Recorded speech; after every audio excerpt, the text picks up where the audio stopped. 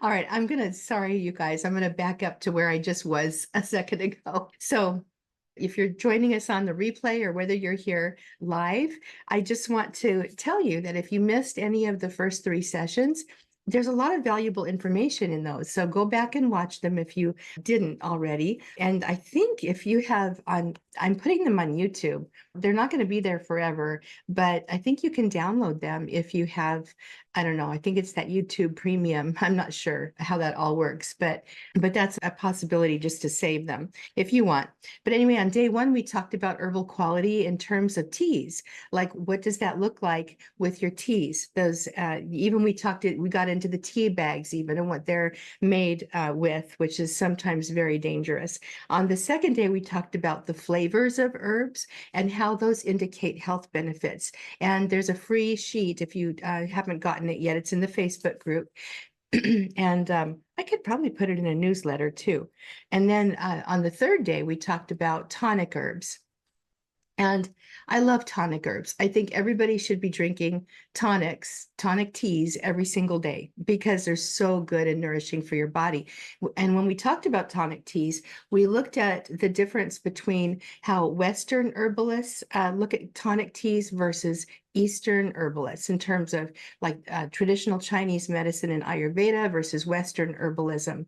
And regardless of the herbal system, they're just nourishing and building and good for you.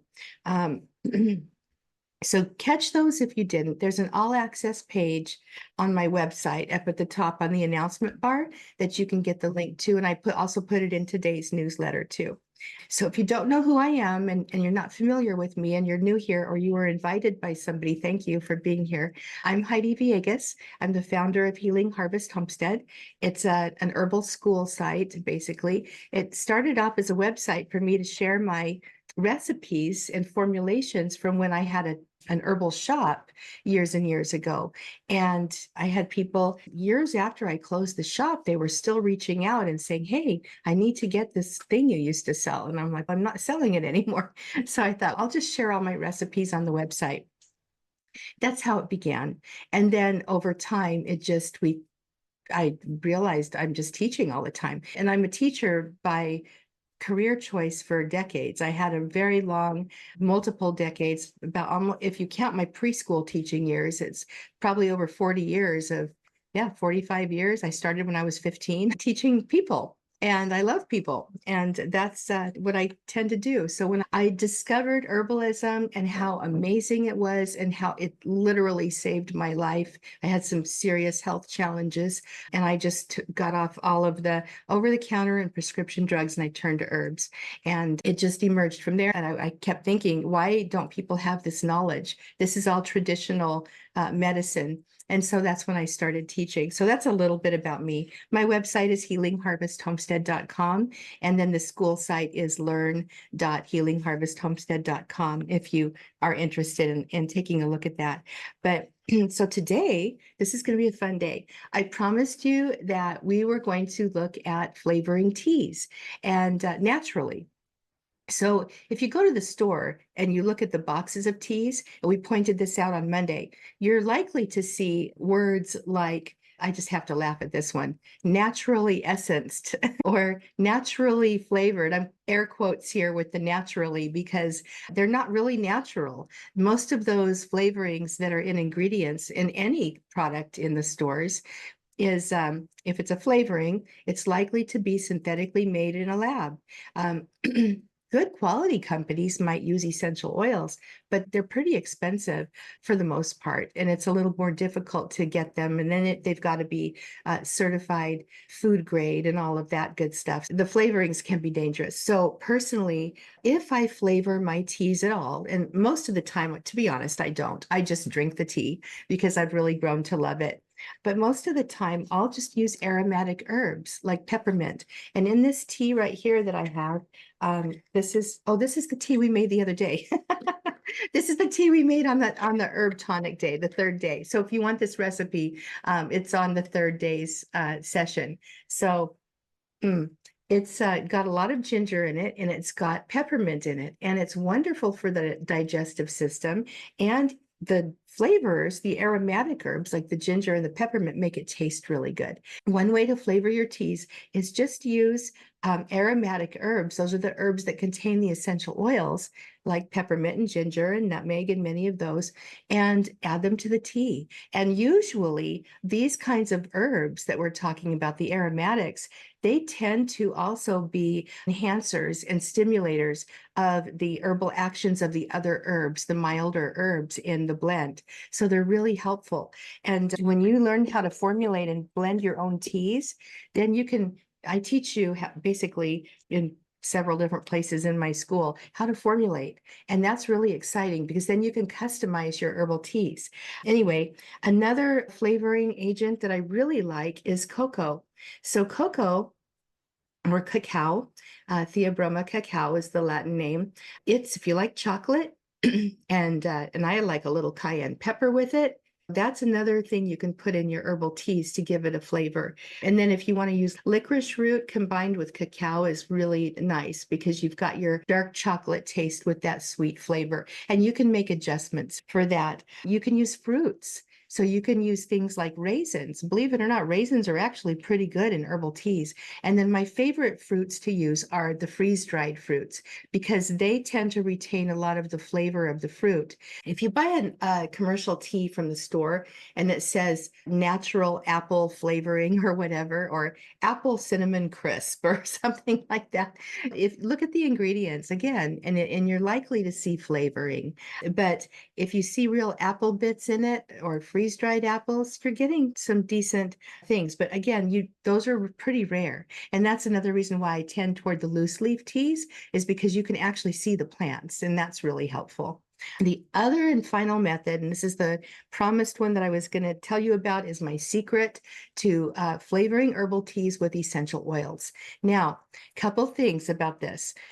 The first thing is that essential oils can be dangerous, okay? So we all know this and we're all aware of just they're very powerful. So that the number one caution to using essential oils to flavor your herbal teas is that you want to use the highest quality you can. That is of utmost importance. If you're in doubt as to the quality of the essential oil at all, please don't use them.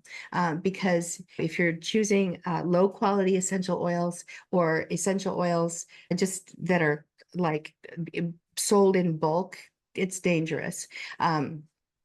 I just had a conversation with a friend of mine who's decided to sell essential oils that are from one of those companies that sells in bulk and then rebrand. And one of them was vanilla essential oil, and there's no such thing as vanilla essential oil. I'm an aromatherapist, so I know this, but most people don't know that. They think there's an essential oil for everything, and there's not. So I reached out and I told her, I said, that's not essential oil. That's probably a fragrance oil. And gee, you're selling something that somebody might decide they could put in their food. It's not good. So be very careful and discerning about where you buy your essential oils. And I think what I'll do here, let me just tell you some companies that I personally buy from. I'm not recommending them or suggesting them. I am just sharing with you that I buy from these companies and I feel pretty good about ingesting these, okay? So number one is Aromatics International. They have a great reputation. This is their new, they just changed their labels and their old labels look like this. But that company was founded by Andrea Bouget. And that lady for decades went and visited all of the small farms that where they're sourcing their essential oils from. She got to know the farmers. I respect that so much. And so I'm sure that their oils are therapeutic and good quality, high grade. Florihana is another one. I believe that company, is it run by David Wolf, or it used to be? But anyway, I trust that company.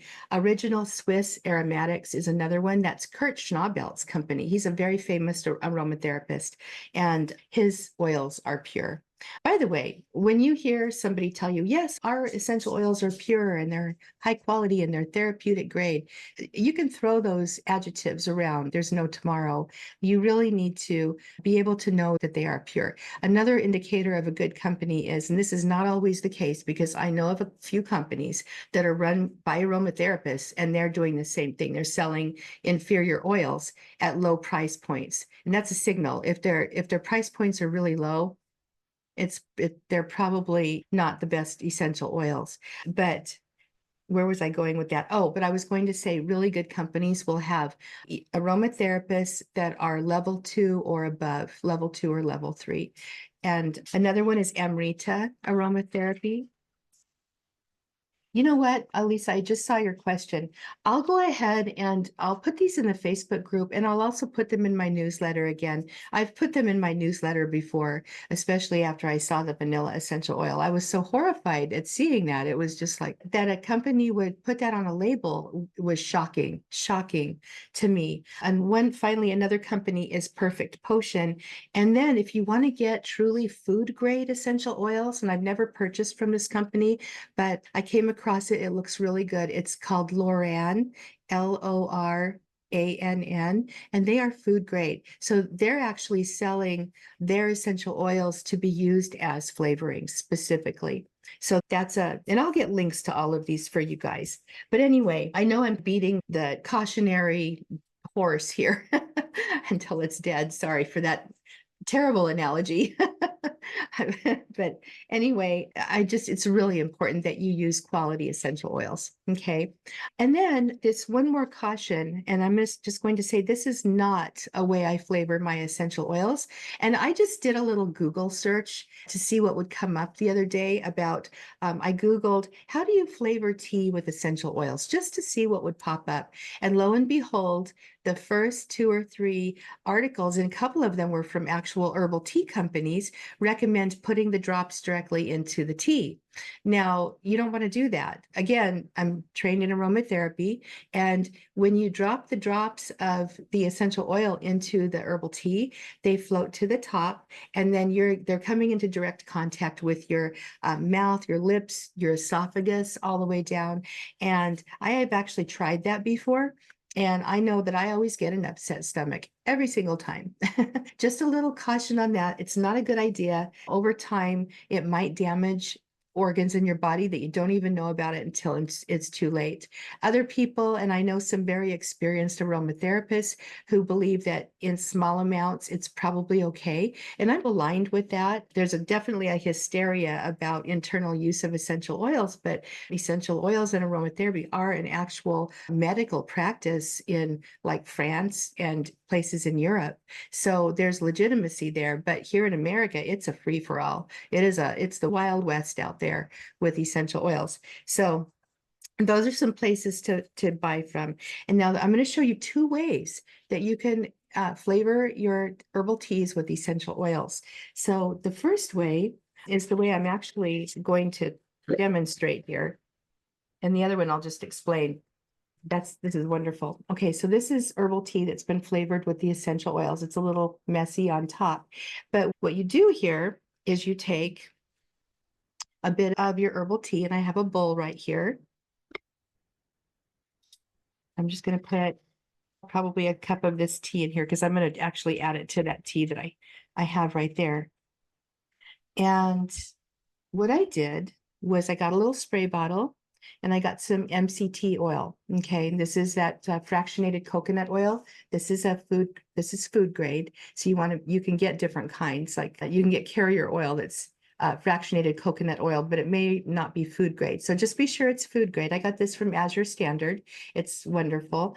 And I went ahead and I poured this 2-ounce bottle about halfway full, so about an ounce, with the MCT oil.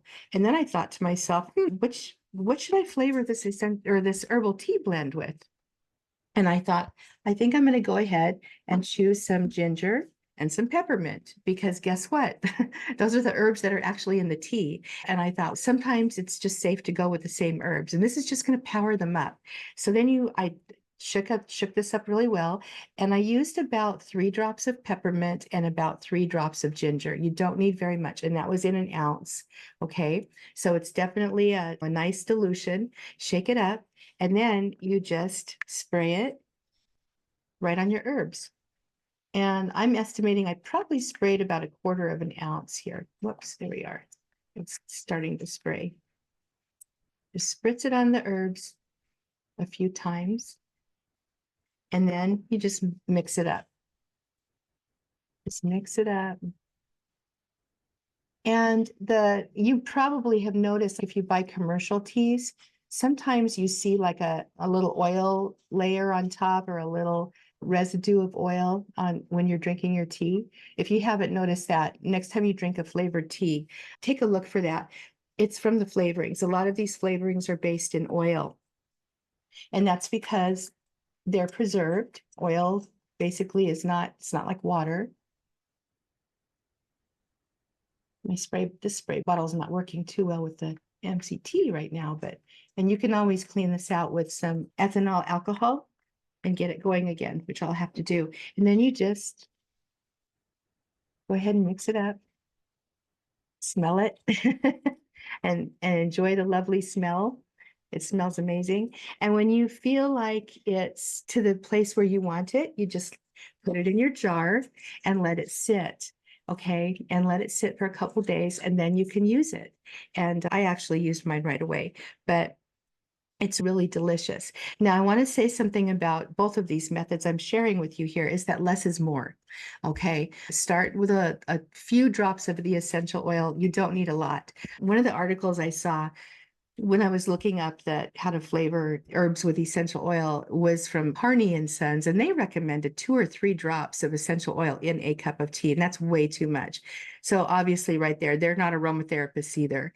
And in this, if I'm putting 6 drops in a big bunch like this, and this is going to make many cups of herbal tea, you can see you're getting very little essential oil in the tea. And I want to say too, it was the second session was when we talked about the connection between your olfactory bulb and your taste buds. It's, if you can't smell, you're not really able to taste very well. And we've seen that with the anosmia that many people got during the pandemic.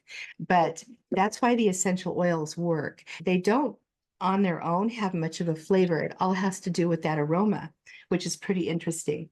Okay, now I'm going to just share with you the other way to do this. And this herbal tea here, I split that whole batch up that we made on the 3rd session. Huge difference, you guys. So this is the one that's been flavored with the essential oils, and this is the one that has not. So should have brought a jar out here. I could have showed you. So you could actually do this with the herbs in the jar. But what I do is I empty the jar first. And then I take my essential oils and I put a few drops of my choices on the sides of the jar. And they'll drip down a little bit. And then what you do is you basically you can put your herbs in at that point. And this is probably a good amount to do this with. And then you shake it really well. And you shake it. And you shake it, and you just shake it, and let the essential oils come off the sides of the jar and coat the herbs. And then you let it sit for about 2 or 3 days. And it's really amazing. And again, you don't need a lot of essential oil. You can always add more essential oil. You can't take it away once you've put it on. Okay, so just keep that in mind. But yes, those are all ways that you can actually safely flavor your herbal teas with essential oils. Now, you want to be sure that you're using essential oils that can be ingested, okay? Not all of them can. You never want to ingest wintergreen, even though wintergreen is actually a food flavoring in the food industry, but in terms of like the wintergreen that you're going to be able to buy, you wouldn't want to use it as flavoring. It contains high levels of salicylic acid and can be very strongly blood thinning. So definitely choose ones you can eat. And a way to do that is just think about the foods. If you can eat nutmeg, for example, you can take a couple drops of nutmeg essential oil. Usually do your research and make sure. Orange, all the citruses. If you can eat them, you can use them in your flavorings. Peppermint, You can use them in your flavorings. I've got ginger here. Yep, you can use that one too. There's a whole bunch. I've heard some people do take cinnamon and some people say no, it's very powerful, but I would say it can be a little harsh. So stay away from the cinnamon. And again, here's some other ones. Oh, I wrote these down. Peppermint, ginger, bergamot is beautiful. Did you know that Earl Grey tea is actually flavored with bergamot oil? And there you go for that. Orange, have you ever seen the orange green teas? You can do that yourself. You can buy really high quality green tea from a place like Star West Botanicals and make your own flavored tea and save money and get a better quality product. How amazing and wonderful is that, right? And then you can get your green tea every single day. The orange, lemon, spearmint. Oh, yes, spearmint is beautiful in herbal teas. Fennel, star anise, nutmeg, and there's others. If you go to that Lower Ann site, then you'd be able to see what they have too. And that's another really good thing. Go to sites that are already doing this, and then you can see what they're doing. Less is more, like we already said. So that is how you flavor herbal teas with essential oils. And I don't know if I told you this at the beginning, but anyway, I'm gonna talk with you about my big book of herbal tea and my new herbal tea course that's coming out, and also how you can get it for pretty much free, okay, if you want it.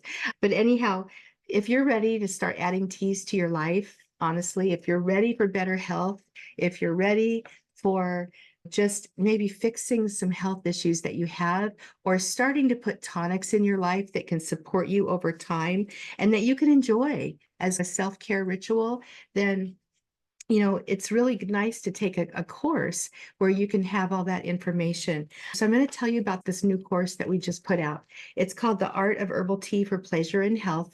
And I actually created a course similar to this way back in 2017, and it was much shorter. It was a little course. This is a big course. There's 31 short bite-sized videos, but there's 31 of them. And then, oh, hi from the Philippines. Hey, Noemi. And so you get the videos, there's text. This is the book that goes with it. The book is massive, and basically all of this is in video too. But it's 220 pages, and I just want to show you the table of contents. What my assistant Jessica did is she went through and gathered all of my herbal teas that she could find from all over the internet, and they're everywhere. They're on YouTube, they're on the website, they're also in our courses. We have 55 master classes in the Confident Herbalist tribe that are on plants. They all have recipes, and so that she dug those tea recipes out of those, and they're in here. But here we talk about a lot about what we did in the challenge. We also talk about dosing. We talk about using them with kids, how to make a good cup of tea, how to forage for your herbs that you want for tea, how to grow them. We talk about how to buy bulk herbs so you get good, high quality. We talk about the herbal actions, energetics. We actually get into energetics to an extent, and then the tastes. And we didn't go over all the tastes in the challenge. We went over 5 of them, and there's actually a couple more here in the course, and we went over them briefly. We didn't dig deep. It was just an overview. How to use tea in your cooking. And I love cooking with teas. When you think about our spices that we cook with, you're using a tea blend, if you think about it. How to formulate. In this course, you will learn how to formulate your own blends. And then we have all the recipes. So we start out with chives. We then get into the cold, flu, and respiratory support teas. That section was huge. I've written a lot about that. Oh my goodness, it's really big. All the recipes take up a whole page for that.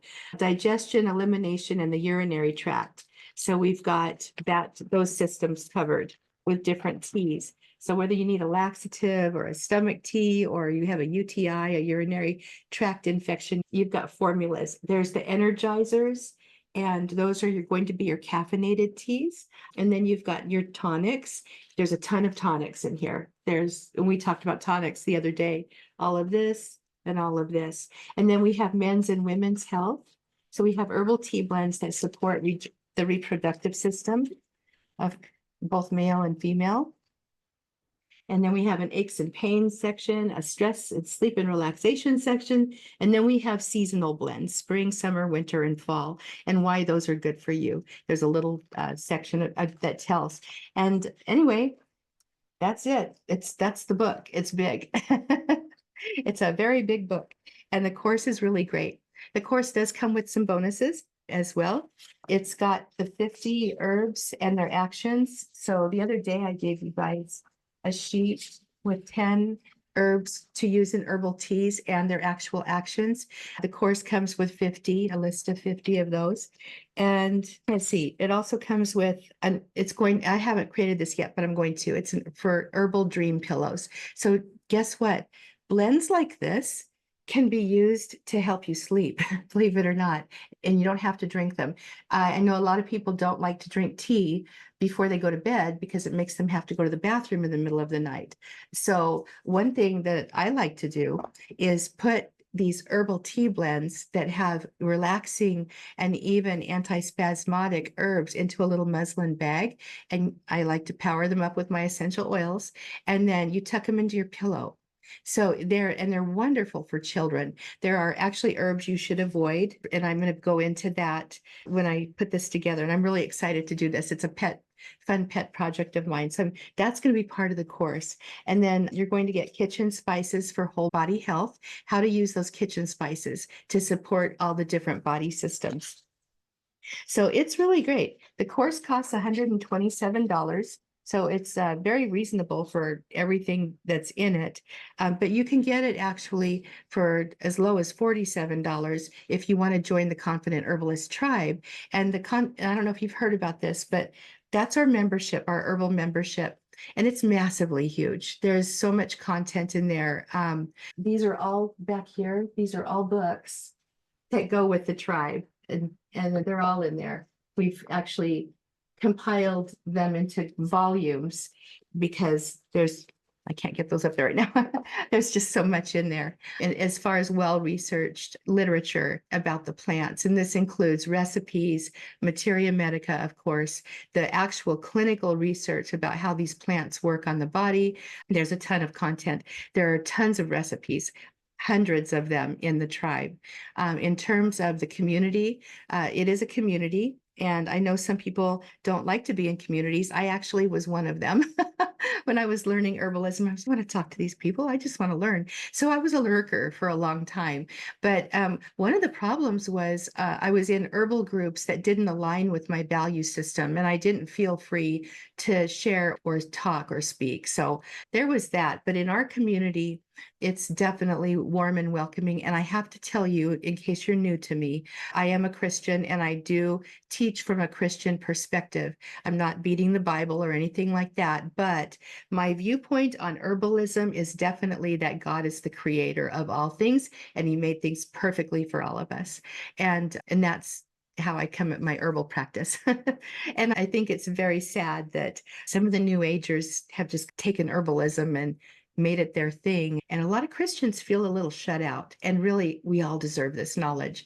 So anyway, the community is amazing. Everything is searchable. We have hundreds of Q&A, that's question and answer replays, and they're on a platform that we created that's searchable. So you can put in a keyword and all of those videos will come up at the spot where we talked about an issue. Name it, we've talked about it over the past 4 years: thyroid gland, GI tract, IBS, restless leg syndrome, pregnancy, dogs, cats, horses. We've literally talked about so much. So you can put in a keyword and those videos come up and you can get a transcript. So it's very powerful. It's a powerful resource. And anyway, I decided, because this month is the tribe's 5th birthday since I very started it years ago. And I thought, I'm just going to give everybody the herbal tea course as a present. So the herbal tea course is in there. So if you are interested in the tea course and or the tribe, I think Joe put a link in there. And you can go ahead and click through, and he will help you get started if you need help. But we just moved our school from one platform to a much better one, and it's so user-friendly right now. You can see right where the searchable area is. You can see right where the student group is. You can see all of the course material, and you'll be amazed at what you see in there when you get in.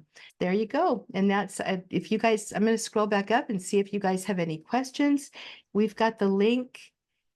Thank you, Yvette, for putting that link in. The all access page link is, if you scroll up a little at the 1025 mark, Yvette put that in. So you can go back and catch up on all of these, the replays for these sessions.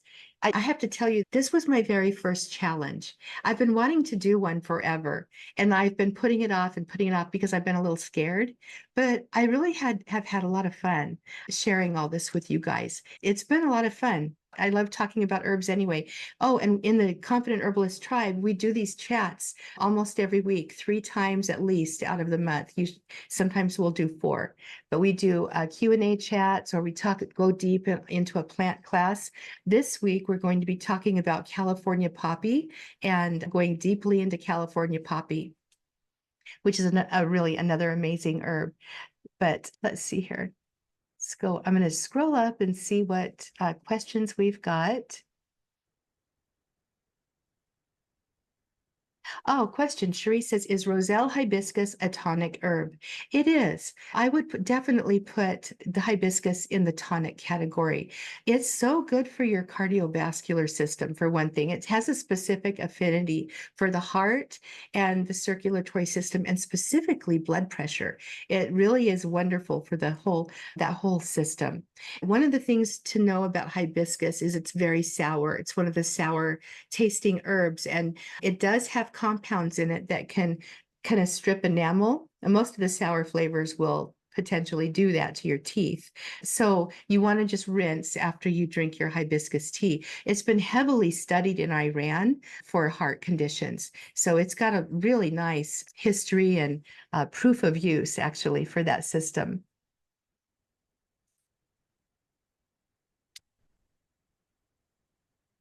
Yes, Elisa says, are your other live tea challenge videos available? They are. Yeah, and then Yvette put the link in. Thanks, Yvette, for that.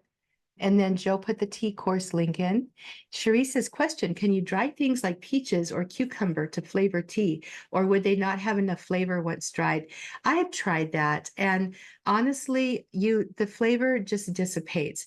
When you think about aroma, and this is where I love knowing both aromatherapy and herbalism. And by the way, in the tribe, we talk about essential oil concepts as well. But I love using them together. They go together. Flavoring is really more of an aromatic issue, really. It's the volatile oils. And the thing about fruits like apples and cherries and strawberries, things like that, they don't have volatile oils necessarily. Some fruits have a little bit, and they can gather the essential oil by a certain process. They're usually called absolutes. But generally speaking, you're not going to get apple flavor or peach flavor from the plants themselves because they just don't have enough. Now, you can get natural peach or natural apple flavoring. There's ways that some of these flavoring companies have figured out how to do that as naturally as possible, but they're still using chemicals like hexane and other things. So I feel like that's dangerous. That's something that I don't want in my body. But what you could do is freeze dry them or buy them freeze dried. We don't have a freeze dryer, and I just want one so bad, but maybe someday. Hope Joe's listening. Hey, our anniversary is coming up. No, but honestly, the freeze-dried fruits tend to hold their flavor really well. One time when we were selling teas years and years ago, we decided to play around with raspberry and strawberry freeze-dried fruits in herbal teas, and they're wonderful. They really do help. So those are some thoughts about that. Let's see. Anne says, yesterday I put cucumber and mint and I made a big pot and then drank it cold. Perfect.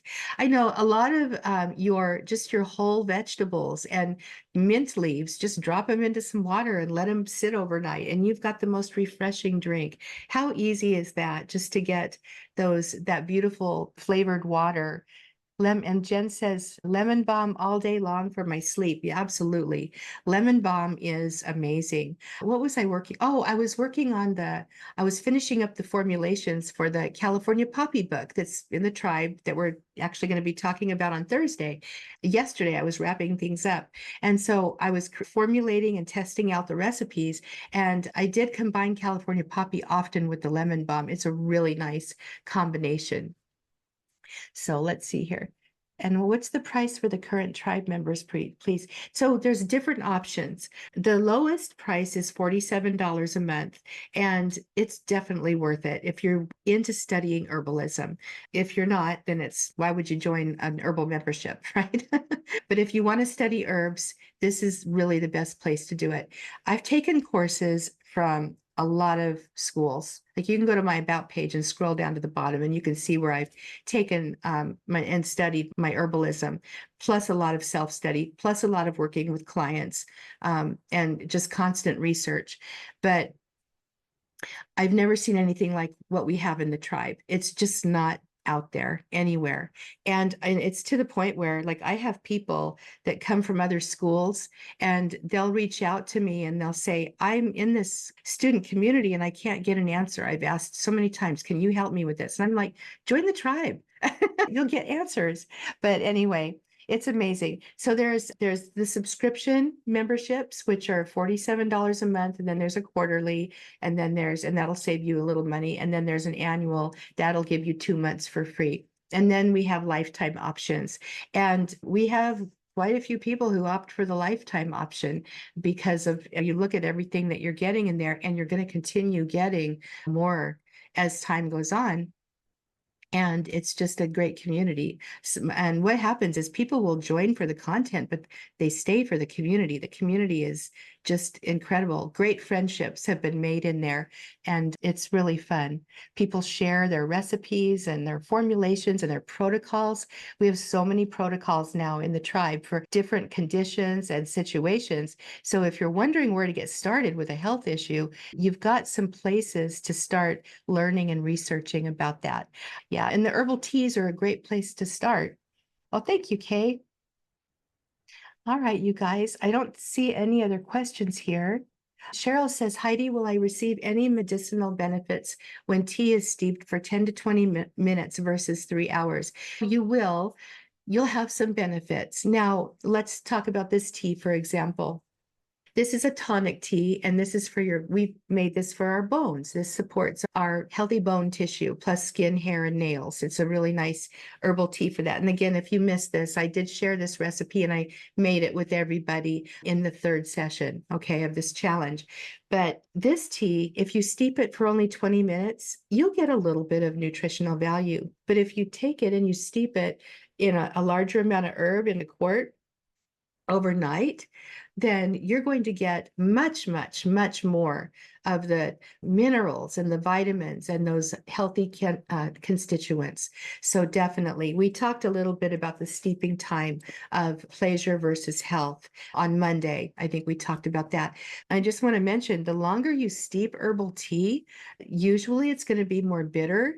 It's going to be less tasty. But if you're using those aromatics in there, like the peppermint although peppermint tends to go bitter, but especially like the citrus, some of those in good flavor, the spices, cardamom, nutmeg, you can, and I'm not talking necessarily the essential oil, although you could definitely do what we just did and flavor up your teas with the essential oil too. But that will help the taste over. And then honestly, what I've seen and what I experienced with myself, because to be honest, I didn't used to be a tea drinker. I didn't like tea. When I started learning about herbalism and I discovered you could make tinctures, I was all about the tincture. You can carry your little bottle of tincture around with you in your purse, and then you can take it as you need it. It's quick, it's easy, it's wonderful. Tinctures last forever. They're amazing. But one of my teachers told me, she says, don't discount the herbal teas, because I kept saying, I'm not going to do herbal teas. Sorry, they taste like dirt.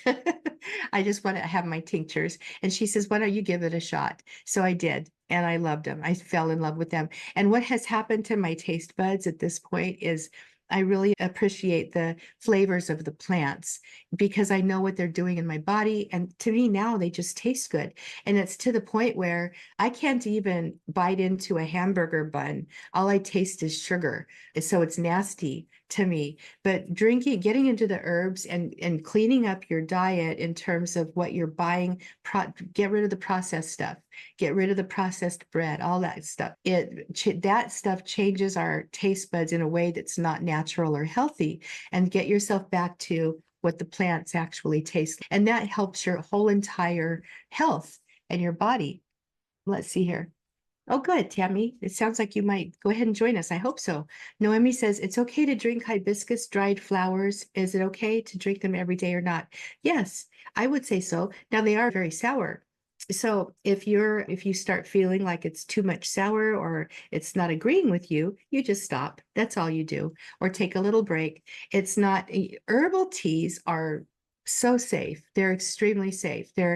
It's really hard to overdose on an herbal tea because your body at some point is going to say, I'm done with that.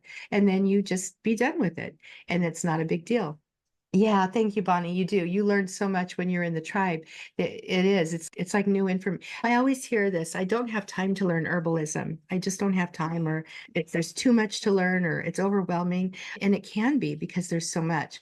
But I always say, take 5 minutes and learn something new in 5 minutes every day. If you do that every single day, you'd be amazed at how it compounds. And then if you can do that just by hanging out in the student community and looking at the posts that are really fun and interesting, or you can take some of the materials that are inside the tribe. This is a bonus in the tribe as well, the Healing Herbs of the Bible book, and just read about one plant. Maybe make one recipe, but every single day that builds up. When you think about 5 minutes a day over a period of a week, that's like a half an hour. And I just say that usually people will take 5 minutes and they get so into it and they fall in love with it. And now all of a sudden they might be spending an hour a week. And sometimes an hour a day. But those time periods and that knowledge builds up in your brain. And all of a sudden you're out there talking to people about herbs and you're sharing this with people. It's pretty amazing. Carrie says, I found that getting the Confident Herbalist Tribe class was one of the best investments I've made in my life. It is, and it's an investment. It's an investment in your health, your knowledge. Once you guys have knowledge, you can't take that away unless you get dementia or something, which hopefully you won't. It's yours. And then you get to pass it on to your kids and grandkids. And that's one of the reasons why I do this. Carrie goes on to say that there is just so much in this course. It's actually a group of courses. I wish I would have found it sooner. So again, thank you both for making this available to us. Yes, I think everybody who studies herbalism could use a group like this. It's hard because when we start studying herbalism, and we're just talking about herbal tea, which is really quite mainstream these days, but when you start getting into the medicinal knowledge of the plants, now all of a sudden you're out there and you're sharing things and you're getting these looks like, yeah, what? And people are like, I'm not interested. Yeah, no, you're weird. And heaven forbid you want to share one of your concoctions with somebody, then they're like, no, thanks. But to be honest, we know what we're doing and you know what you're doing with the herbs and you know that you're sharing it with good intent. But when you're in an herbalism group and you're talking with like-minded people who get it, who have experienced the same things that you've experienced, and there's so much support in that because a lot of people quit. They'll start learning herbalism, they'll get backlash or the weird looks from people, and then they get discouraged and stop. And honestly, my own experience and over the many years, my experiences with clients, my experiences mostly with students, and hearing their success stories and the successes they've had with their family members and friends, it's just underscored every single day how much better herbal medicine is than generic allopathic pills for the most part. Now, I'm not a medical doctor, obviously, and I'm also not against or allopathic or medicine, the mainstream medicine. Not against it at all. There's a time and a place for it. If you have a heart attack, yes, you should probably go to the hospital and get some help. If you break your leg, same thing.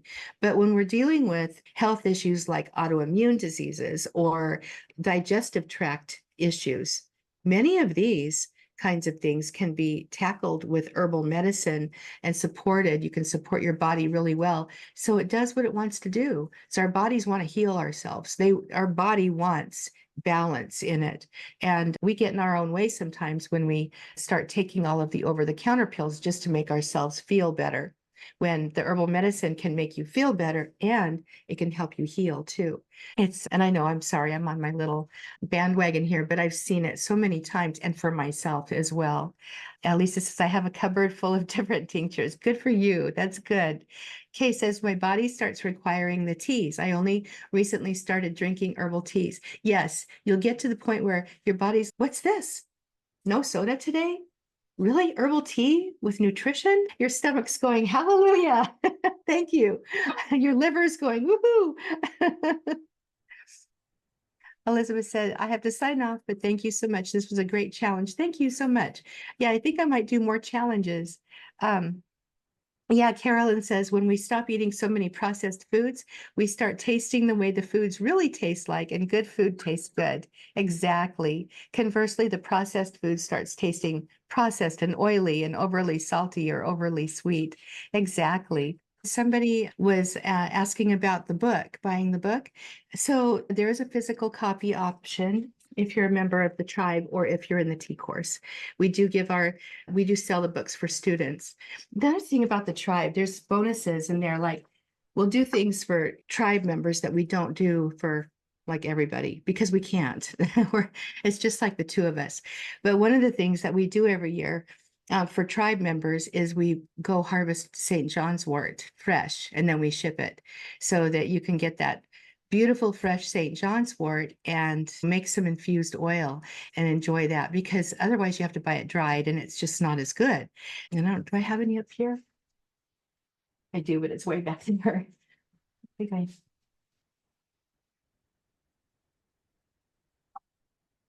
oh, this is lavender. Look at this. So you can see a couple of these oils.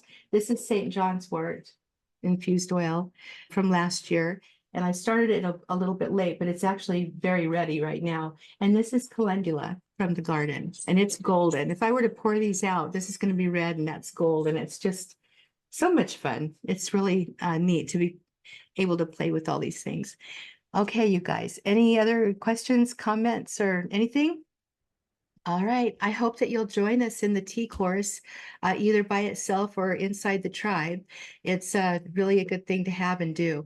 And I'm going to be sending a few emails out this next week, a couple more than usual, but because I don't want anybody to miss this.